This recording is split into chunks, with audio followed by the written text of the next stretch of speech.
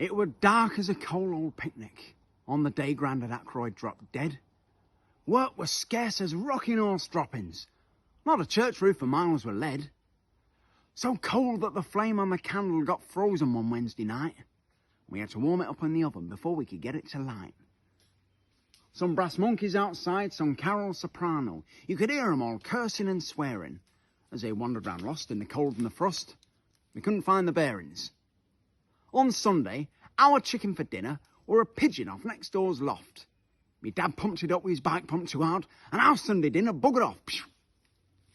What do you want for tea now, Dad? Said our mam, picking her nose. Hard-boiled eggs, our dad said. You can't get your fingers in those. Said we couldn't afford to kill the chicken, so we boiled some water up hot, and with bunches of dried peas tied to his knees, he paddled about on top. Me grandad had mortgaged his pension till 1994. While me gran in her vest were outside doing her best with a red light above coal shed door. Oh, I can't stand no more, the old man cried. A mad light shone in his glass eye. We'll have to defraud the insurance man. Now, hands up. I want a volunteer to die. Well, Mam said she would. She was too busy. Our Albert said his library book was due back. And Gran said she would, but her and her mates had tickets for last Saturday's match, so we drew straws to settle the matter. But there were never no doubt, because our dad cut Grandad's an Alpert bread knife just as he were pulling it out. Oh, I'm too old to die, he said, using the cat as a club to belabour me, Dad. All right, Dad said, you don't have to die. Just lie down and pretend as you are. So, Grandad lay down on the hearth rug, and we fetched the doctor in. Gran took out a bottle and glass and got him smashed on a dandelion gin. He said, Grandad has died of a rare disease.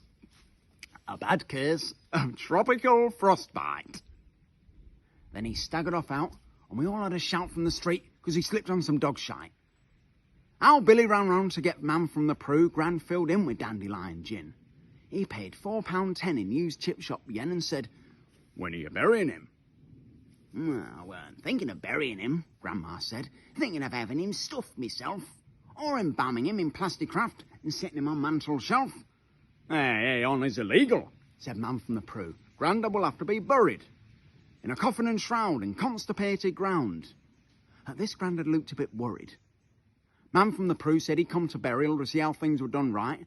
Then he staggered off out, and we all had a shout from the street because he slipped in another load of that stuff I was telling you about before.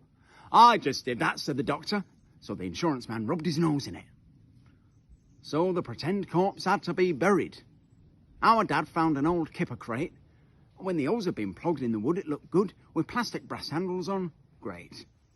I will only bury you till he's gone, then we'll dig you up, honest, Dad said. Took a bottle of gin before Grandad gave in and lay down in box to play dead. Gran looked down at the box and said, oh, what a lovely corpse. Tears fell on her dripping and toast. Till the body at rest stuck his hand up her vest and said, now then, how's that for a ghost?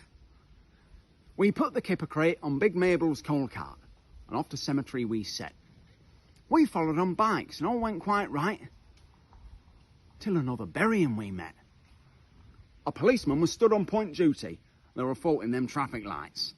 Then he fell to the ground with his arms flailing round because he slipped in the road in another load of that stuff I was telling you about before. Oh, we just did that, said the doctor and the insurance man. So the policeman rubbed their noses in it.